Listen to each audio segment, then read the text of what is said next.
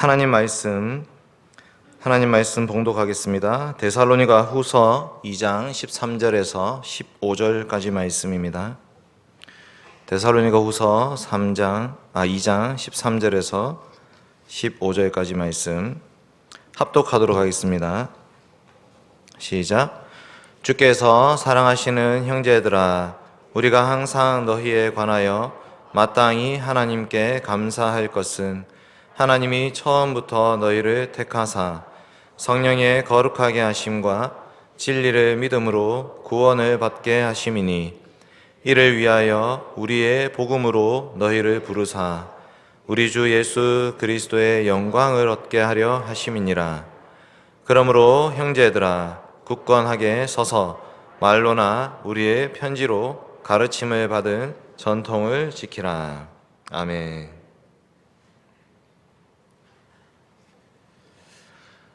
사랑하는 성도 여러분, 오늘은 웨스트민스터 신앙고백서 제10장 효력 있는 소명에 관한 말씀을 전하려고 합니다. 여러분, 교회는 무엇입니까? 교회는 부름받은 백성들의 모임입니다. 에클레시아라고 하는데 뭐뭐로부터 불러냄을 받았다라는 뜻입니다. 하나님께서는 죄악된 세상 가운데 있던 자들, 허물과 죄로 죽었던 자들을 불러내어서 하나님의 이름으로 일컬음을 받게 해주셨습니다. 그래서 우리는 하나님의 부르심으로 이 자리에 함께 나와서 교회를 이루고 교회로 예배를 드리고 있습니다.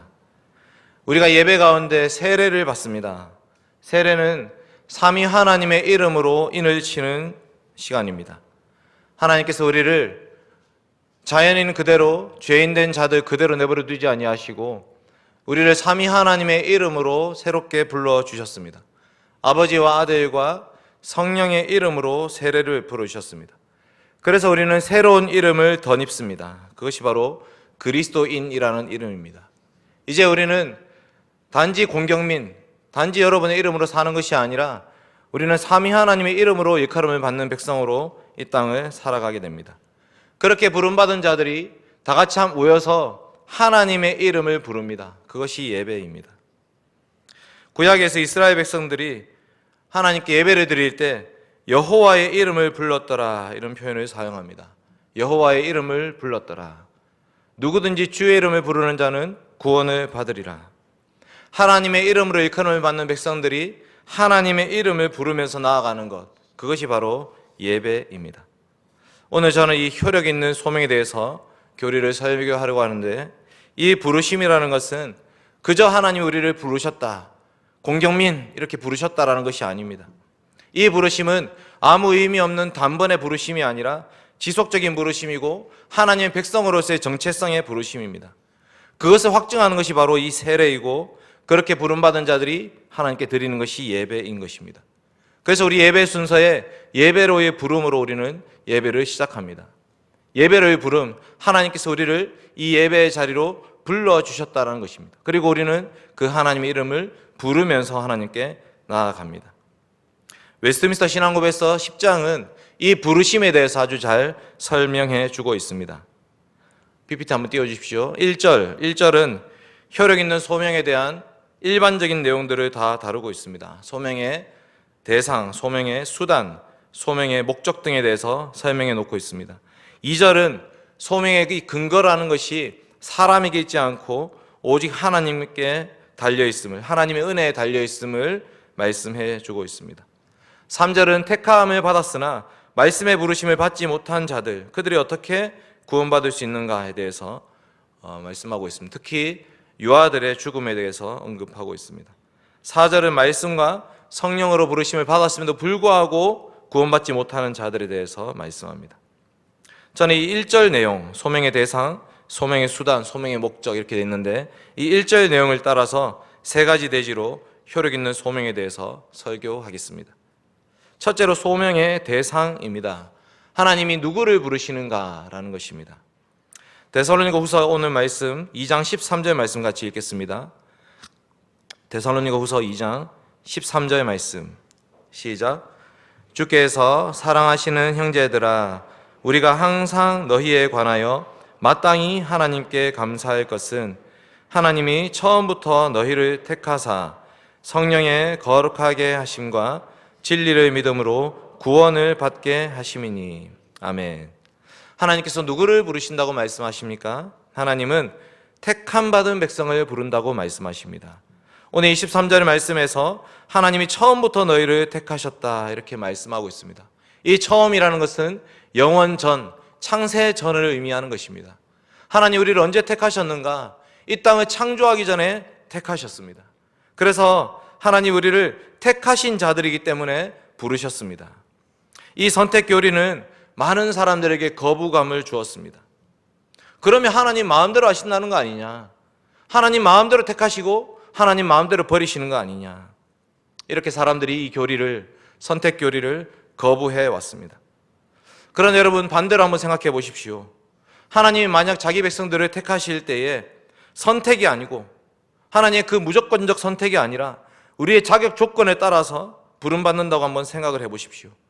우리의 출신 성분이나 성장 배경이나 학벌이나 직업의 귀천이나 우리의 외모, 혹은 우리가 믿음의 가정에서 태어났는지, 목사님 아들인지, 뭐 그런 걸로 우리가 택함을 받았다고 생각한다면 우리가 그런 하나님을 과연 믿을 수가 있을까요? 우리의 자격 조건에 따라서 하나님 우리를 택하신다면 우리는 그 하나님의 선택을, 하나님의 부르심을 받아들일 수 있겠습니까? 하나님이 택하신 백성들을 불러내신다라는 이 말씀은 구원의 근거가 사람에게 있지 않다는 것을 보여주는 말씀입니다. 구원받은 백성들이 취해야 될 태도는 그저 감사하는 것밖에 없습니다. 우리에게 그 자격 조건이 있지 않기 때문에, 우리에게 있는 것은 아무것도 없기 때문에, 하나님이 우리를 택하여 부르신 것은 오직 하나님의 은혜밖에 없기 때문에 그저 우리는 감사할 수밖에 없는 것입니다.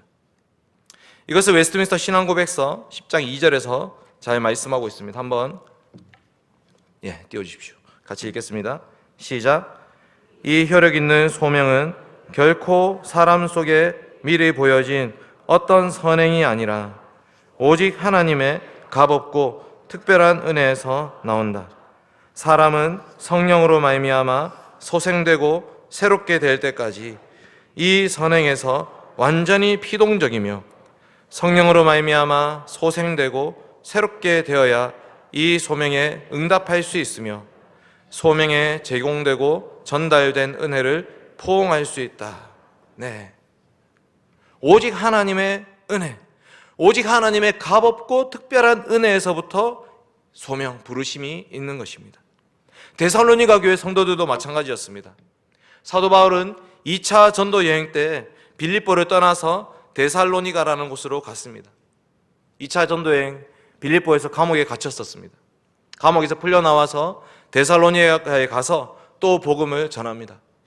데살로니가에 가서 제일 먼저 찾아간 곳은 유대인의 회당이었습니다. 그곳에 유대인들이 하나님의 말씀을 가지고 예배를 드리고 있었습니다.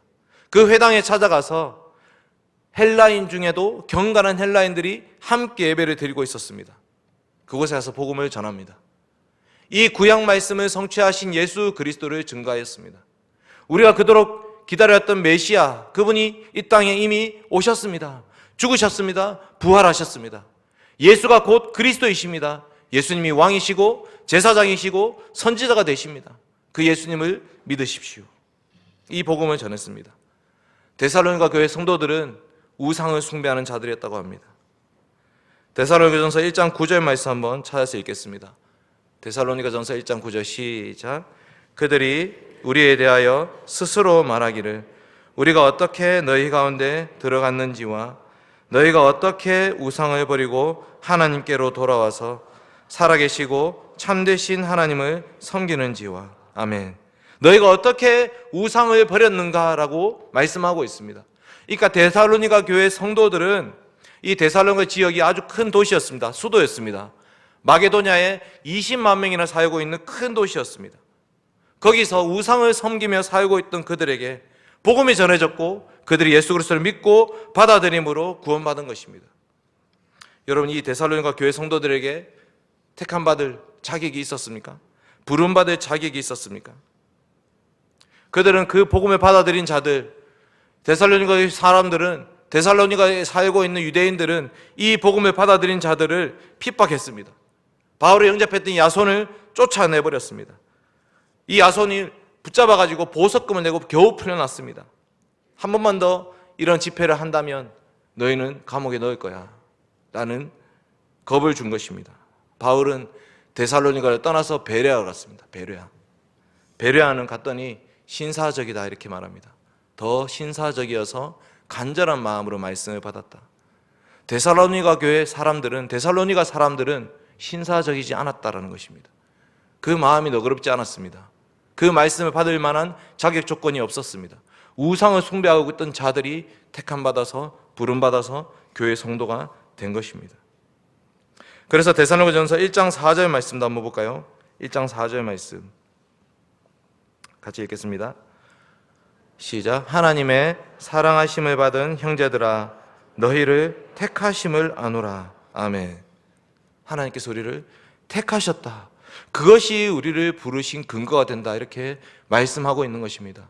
오늘 말씀 다시 읽어보면 13절 말씀, 주께서 사랑하시는 형제들아 우리가 항상 너희에 관하여 마땅히 하나님께 감사할 것은 하나님이 처음부터 너희를 택하셨기 때문이다. 바울의 감사의 제목입니다.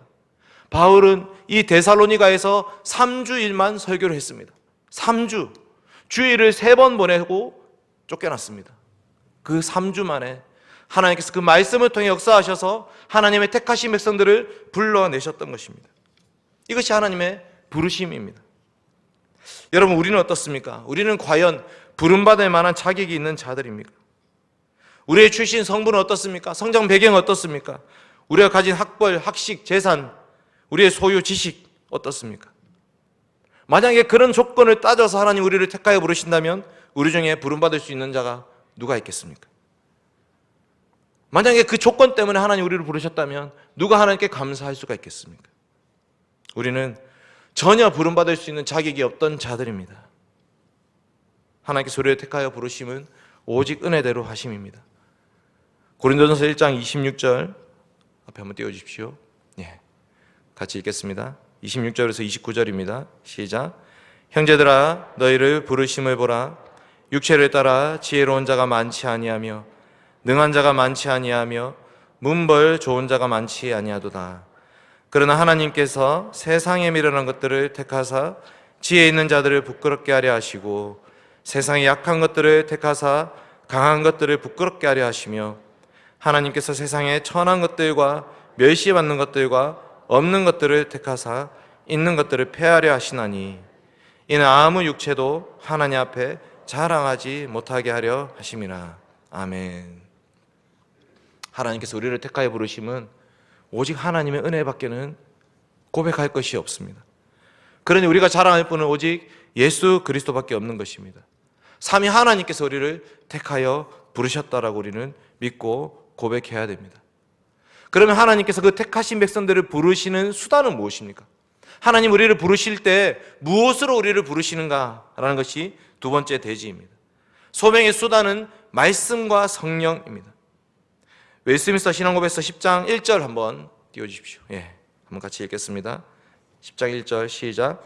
하나님께서는 생명으로 예정하신 모든 이들 그리고 이들만을 자기가 정하시고 용납하신 때에 이들이 본성적으로 처해 있는 죄와 사망의 상태로부터 예수 그리스도로 말미암은 은혜와 구원으로 말씀과 성령을 통하여 효력 있게 부르기를 기뻐하신다. 네, 여기까지만 읽겠습니다. 말씀과 성령을 통하여 효력 있게 부르기를 기뻐하신다라고 말씀합니다. 성령 하나님은 이 말씀을 통해서만 역사하시는 분이십니다. 사도들은 가는 곳마다 복음을 증거했습니다. 성경 말씀을 가지고, 구약 성경 말씀을 가지고 복음을 증거했습니다. 데살로니가에 갔을 때도 마찬가지였습니다. 사도행전 17장 한번 찾아보겠습니다. 2절과 3절입니다. 사도행전 17장 2절과 3절.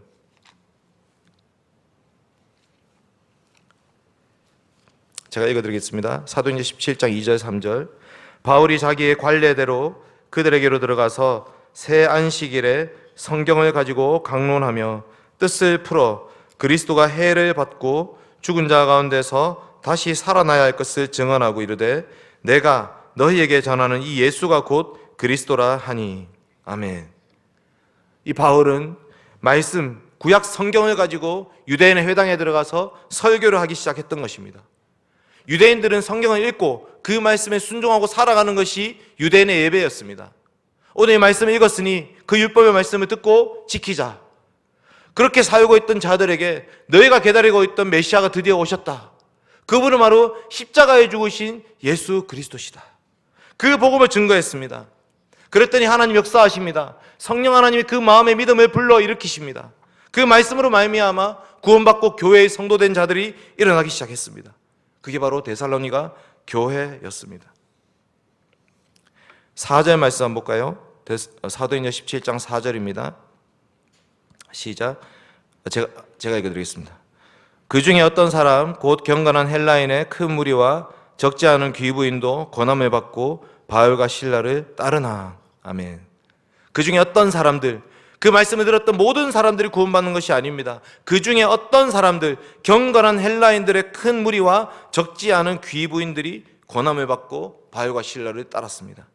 그 복음을 전했더니, 지금으로 치면 이런 예배당에서 유대인 회당에 가서 복음을 전했더니 그 말씀을 받아들이는 경건한 헬라인들이 있는가 하면 그 말씀을 받지 않는 유대인들이 있었다, 이렇게 말하고 있습니다. 5절 말씀 제가 읽겠습니다. 그러나 유대인들은 시기하여 저자의 어떤 불량한 사람들을 데리고 때를 지어 성을 소동하게 하여 야손의 집에 침입하여 그들을 백성에게 끌어내려고 찾았으나, 두 가지가 대조되고 있는 것입니다. 교회 안에 이 유대인의 회당 가운데 두 그룹이 나뉘어졌습니다.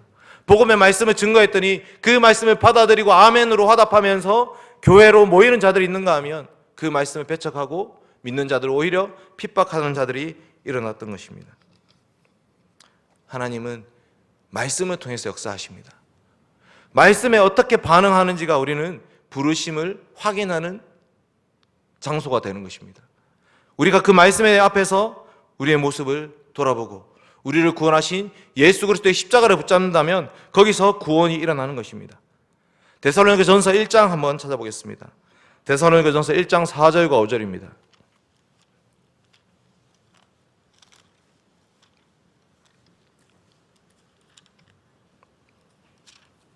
(1장 4절과 5절) 같이 읽겠습니다. 시작. 하나님의 사랑하심을 받은 형제들아, 너희를 택하심을 아노라.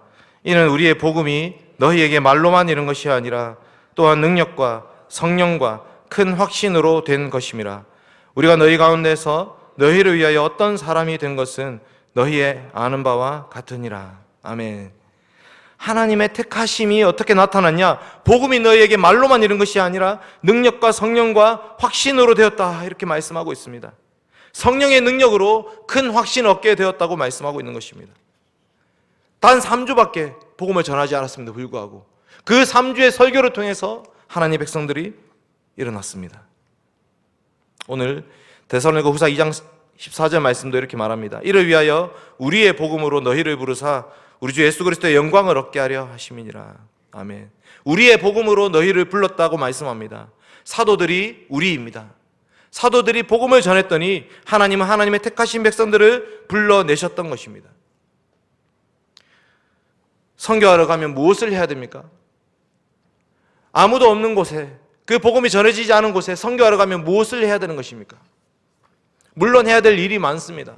거기에 가난한 사람들도 많고 도와줘야 됩니다. 빵을 줘야 될 수 있습니다. 치료를 해줘야 될 수도 있습니다.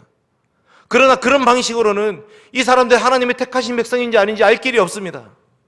오직 복음을 증거할 때에, 말씀으로 하나님의 말씀을 증거할 때에, 예수 그리스도의 십자가를 증거할 때에, 그때 하나님께서는 하나님의 택하신 백성들을 불러내시고 교회를 세우기 시작하시는 것입니다. 사도들은 가는 곳마다 이 복음을 증거하였습니다. 말씀과 성령으로 하나님 우리를 불러내고 계시는 것입니다. 오직 말씀, 그 복음의 말씀을 담대히 선포할 때에 그때 비로소 죽은 자들이 살아나게 되는 것입니다. 신앙고백서 10장 1절을 다시 한번 펼쳐서 읽겠습니다. 10장 1절, 아까 덜 읽은 부분이 있습니다. 이들의 마음을 밝히시어부터 한번 같이 읽겠습니다. 네, 이들의 마음, 시작. 이들의 마음을 밝히시어 하나님의 일을 구원에 이르도록 영적으로 알게 하시고 돌 같은 마음을 제거하시고 살 같은 마음을 주시고 의지를 새롭게 하시고 전능하신 능력으로 그들이 선을 향하도록 정하시고 효력 있게 예수 그리스도께로 인도하신다. 그렇지만 그들은 은혜로 인하여 기꺼이 자원하게 되어 아주 자유롭게 예수 그리스도께로 나아간다. 아멘. 예. 허물과 죄로 죽었던 우리들은 참으로 강팍한 자들입니다.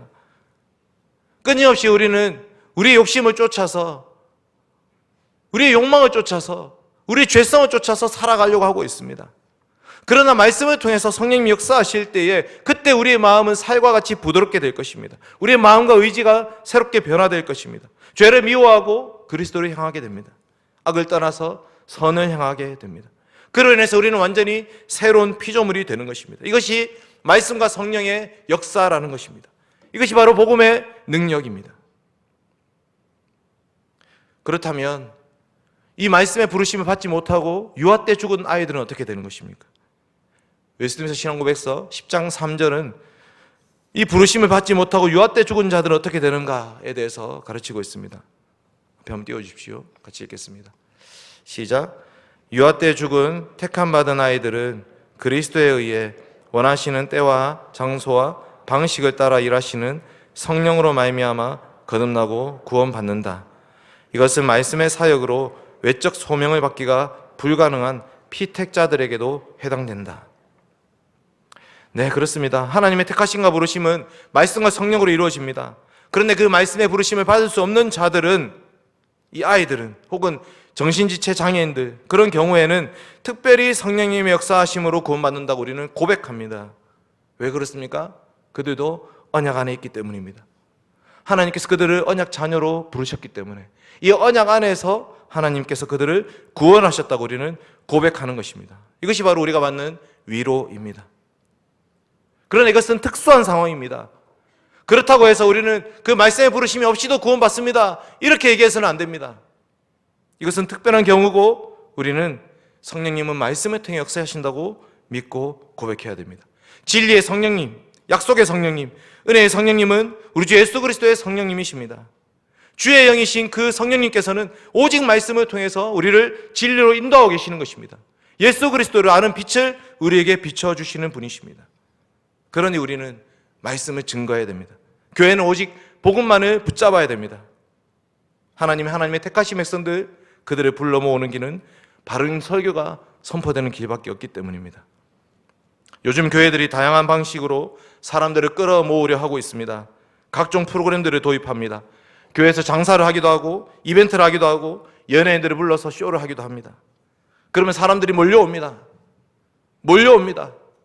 그러나 여러분, 그렇게 모인 사람들은 그 프로그램이 없어지면 다 떠날 사람들입니다. 그들은 하나님의 택하신 백성들이 아닙니다. 하나님 오직 복음의 말씀, 그 말씀을 통해서 부름받은 자들만을 하나님의 교회로 모으시는 것입니다. 우리는 코로나 때 교회의 본질이 무엇인지를 배웠습니다. 교회는 무엇으로 이루어집니까?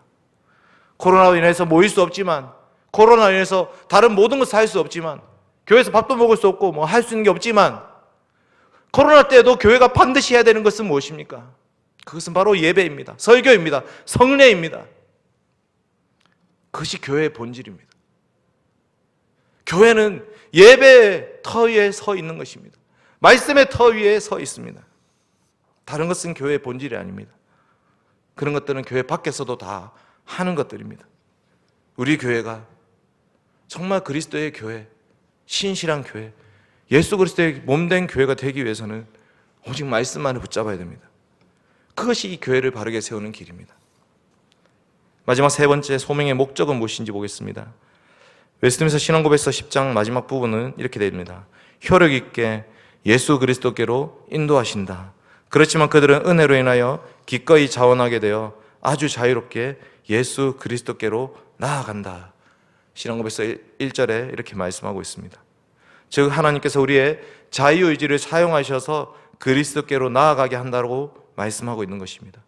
이것을 웨스트민스터 소개름답에서도 잘 가르쳐주고 있습니다. 소개름답 31문 한번 띄워주십시오. 웨스트민스터 소개름답 31문 문제를 제가 읽겠습니다. 효력 있는 부르심이 무엇입니까? 답을 읽어주십시오. 효력 있는 부르심은 하나님의 영의 역사로 우리의 죄와 비참을 깨닫게 하시고 우리의 마음을 밝게 하셔서 그리스도를 알게 하시고 우리의 의지를 새롭게 하시고 또 우리를 설득하셔서 복음 안에서 우리에게 값없이 주신 예수 그리스도를 영접할 수 있게 하는 것입니다. 아멘. 바로 이 구원의 역사가 데살로니가 교회에 일어났던 것입니다.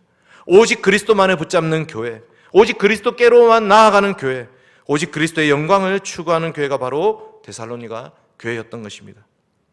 오늘 말씀 데살로니가 후서 2장 14절 말씀이 이렇게 말합니다. 이를 위하여 우리의 복음으로 너희를 부르사 우리 주 예수 그리스도의 영광을 얻게 하려 하심이니라. 아멘.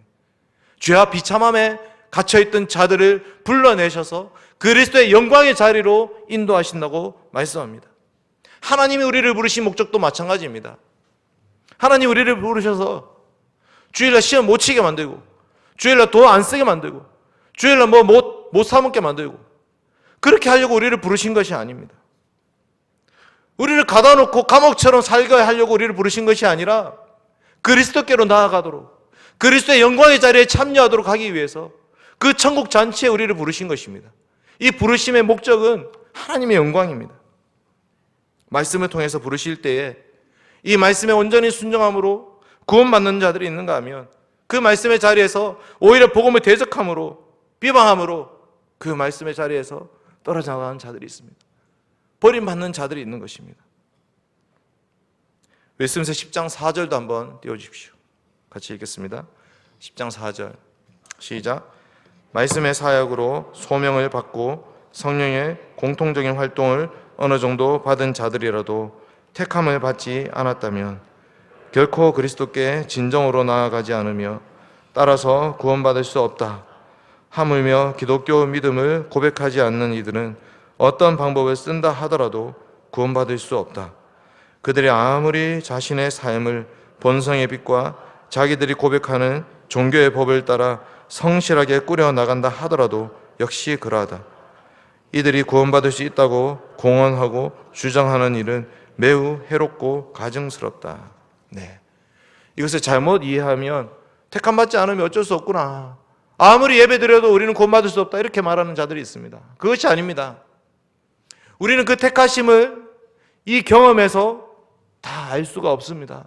그러나 우리는 이 말씀의 자리에서 하나님 정말 우리를 부르셨다면 그 말씀 가운데 그리스도께로 나아감을 통해서 택하심을 알 수가 있는 것입니다. 택함받지 못한 자들은 그 말씀의 자리에서 떨어져 나갈 것입니다. 그 말씀을 듣지 않습니다. 그 예배 가운데, 은혜 가운데 혼자 떨어져 나가는 것입니다. 매우 비참한 자들이 되는 것입니다. 소명의 목적은 하나님의 영광입니다. 아브라함의 후손이었던 유대인들, 모세 율법을 자랑하던 유대인들, 다윗의 후손을 기다리던 그 유대인들, 그들은 부르심에 응답하지 않았습니다. 회당에서 계속 모여서 예배 드렸지만 그들은 그 부르심에 응답하지 않으므로 영원한 심판 가운데 처해지고 말았습니다. 로마서 10장입니다. 그들이 다 복음을 순종하지 아니하였도다. 로마서 9장, 의의 법을 따라간 이스라엘은 율법에 이르지 못하였으니 어찌 그러하냐. 이는 그들이 믿음을 의지하지 않고 행위를 의지함이라. 자신의 행함, 자신의 행위, 자신의 자격 요건을 내세웠던 유대인들은 오히려 버림받고 말았던 것입니다. 그러나 반대로 언약밖에 외인이었던 이방인들, 헬라인들은 오히려 그 말씀을 받아들였습니다. 예수 그리스도의 믿음으로 하나님 백성됨에 참여하게 되었습니다. 우리는 어떤 자들입니까? 우리는 그 복음 가운데 부르심에 응답하는 자들입니까? 그 부르심 배척하는 자들입니까? 이제서는 말씀을 맺으려고 합니다. 오늘 말씀 다시 돌아가서 데살로니가 후서 2장 15절 같이 읽겠습니다. 네, 앞에 띄워져 있네요. 2장 15절 시작. 그러므로 형제들아 굳건하게 서서 말로나 우리의 편지로 가르침을 받은 전통을 지키라. 아멘. 이 전통은 유대인들이 지키던 장로들의 유전과 같은 그런 만들어낸 전통이 아닙니다. 이 전통이라는 말은 우리 주 예수 그리스도께서 사도들에게 전해주셨던 그 복음입니다. 그리고 사도들이 교회에 증거했던 그 복음, 말로 설교로 증거했고 편지로 하나님 말씀, 기록된 이 말씀으로 증거했던 그 복음을 말하고 있습니다. 이 복음의 말씀이 말과 편지로 교회에 전파되었습니다. 우리 교회도 마찬가지입니다. 포항에 이 대형교회가 세워진 것은 말과 편지로, 설교로, 하나님 말씀으로 말미암아 세워진 교회입니다. 교회는 바로 그 말씀을 지켜야 됩니다. 이 말씀만을 굳게 붙들어야 됩니다. 때를 얻든지 못 얻든지 항상 힘써야 됩니다. 하나님의 택하신 백성들이 이곳에 있는 줄 알고 계속해서 그 복음을 증거해야 됩니다.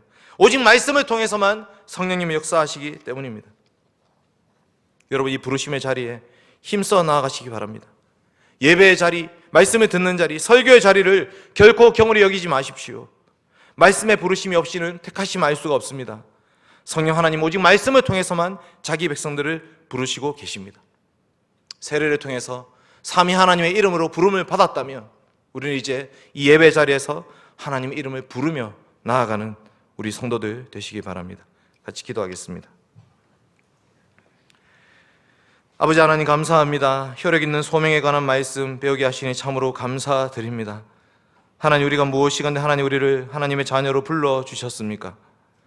하나님, 우리는 죄와 비참한 가운데 있는 자들이고 허물과 죄로 죽었던 자들이며 지금도 여전히 하나님과 상관없이 살아가고 있는 더러운 자들입니다. 하나님 아버지, 그러나 우리를 그 속에 내버려 두지 아니하시고 하나님의 택하심과 부르심으로 우리 이 자리에 불러주시니 감사드립니다. 우리의 세례를 주시고 삼위 하나님의 이름으로 우리를 불러주시고 하나님 예배의 자리에서 하나님 이름을 부르며 아버지 앞에 나아가게 하시니 참으로 감사드립니다. 하나님 아버지, 이 부르심에 합당하게 살아가게 하여 주시옵소서. 이 부르심을 귀하게 여기며 살게 하여 주시옵소서. 말씀의 부르심의 자리를 사모하게 하여 주시옵소서. 예배의 자리를 지키게 하여 주시옵소서. 설교 말씀을 들을 때에 하나님의 말씀으로 듣게 하여 주시옵소서. 능력과 성령과 큰 확신으로 우리의 구원이 이루어지게 하여 주시옵소서. 연약한 자들입니다. 끝까지 붙들어 주시고 함께 하여 주시옵소서. 감사드리며 예수님 이름으로 기도드립니다. 아멘.